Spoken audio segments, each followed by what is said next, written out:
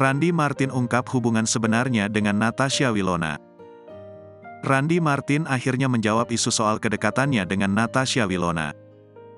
Aktor Randy Martin mengaku ia tak mempermasalahkan jika dijodoh-jodohkan dengan Natasha Wilona oleh netizen. Bahkan Randy Martin mengungkapkan sosok Natasha Wilona merupakan wanita yang baik hati. Sebelumnya, Randy dan Wilona tiba-tiba dijodohkan usai keduanya kompak hadir pada acara tunangan Grita Agatha dan Arif Hidayat. Itu kan warganet, gue enggak mempermasalahkan, Wilona adalah sosok yang baik.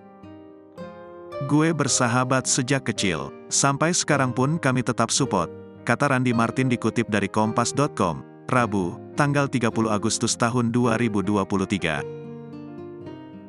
Mantan kekasih Cassandra Lee ini tak masalah jika nantinya ia memang ditakdirkan berjodoh. Lebih lanjut, Randy juga tetap menjaga hubungan baik dengan mantan pacar Verrell Bramasta itu.